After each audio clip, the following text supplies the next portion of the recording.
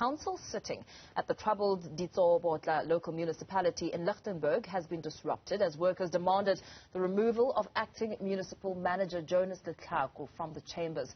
Workers say there is a court order against Letlhaku handed by the Northwest High Court after interdicting his removal from his position. Now, the MEC for local government has since reinstated Letlhaku despite the court order. For more, let's touch base with our reporter Bafedile Moerane to give us the latest on the ground. Bafedile, a short while ago we saw violent tensions and Letlhaku himself not being able to contain his temperament.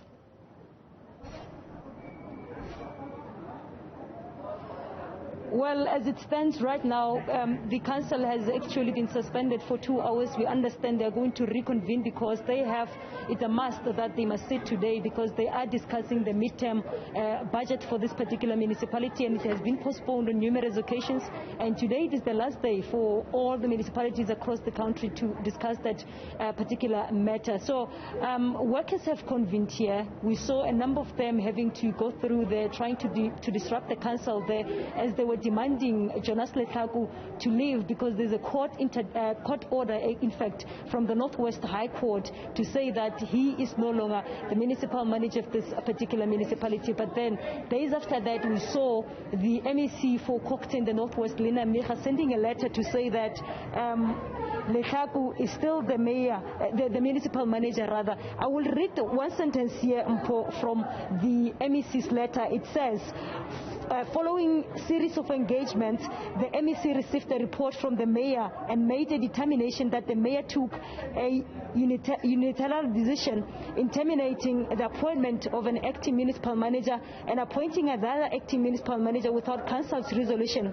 This conduct resulted in a contravention of Section 54A of the Municipal Systems Act 32 of 2000. So, which means now the MEC is saying that Letlhaku is still the municipal manager, and we understand opposition parties are divided in this.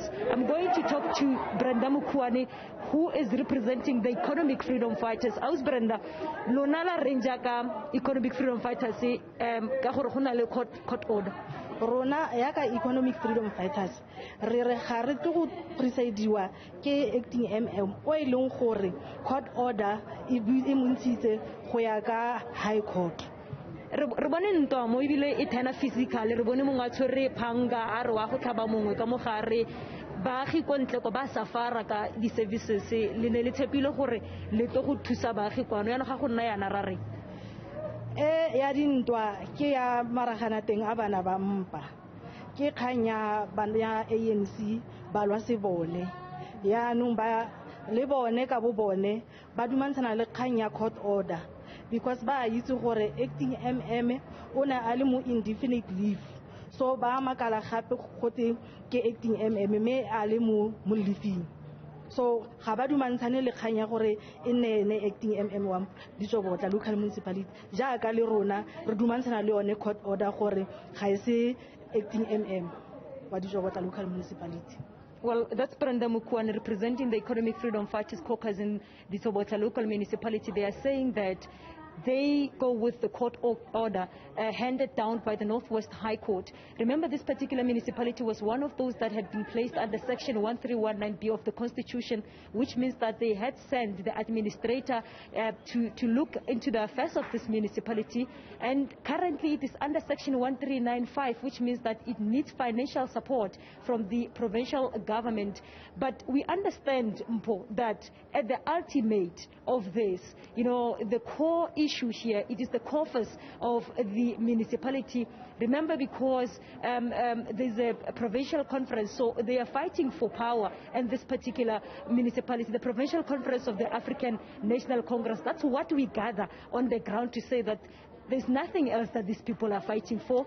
They are only fighting for the coffers of the municipality, who is in charge of the coffers of the municipality, ahead of the provincial conference of the African National Congress, which is expected to take place by March. So now this is leaving residents of Ditsobotla having to suffer. Remember, ahead of the local government elections, we were here in Ditsobotla where the community of Bladeville took matters to the streets, saying that they do not want their council councillor the councillor that has been imposed to them to represent them here.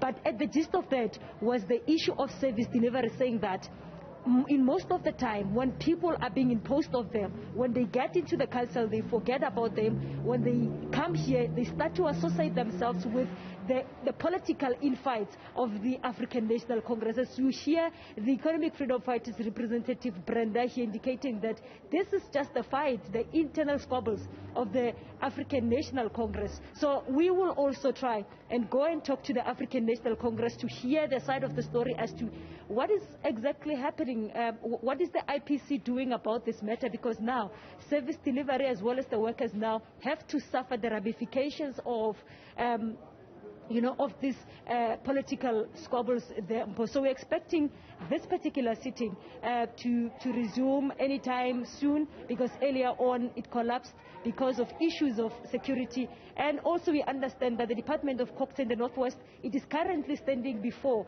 the Portfolio Committee on Local Government at the Provincial Legislature, chaired by Aaron Motswana, to account on issues of this particular municipality, Ditsobotla, as to what is the intervention there. But as you had there, me reading out that letter to say that the MEC saying that the mayor took a wrong decision, in fact, by appointing an acting MM while the Jonas Letlhaku was still hospitalized. So this is the situation unfolding. We'll also go and engage the community members on the ground to hear their side of the story as to what exactly, how is this affecting them there, Mpo.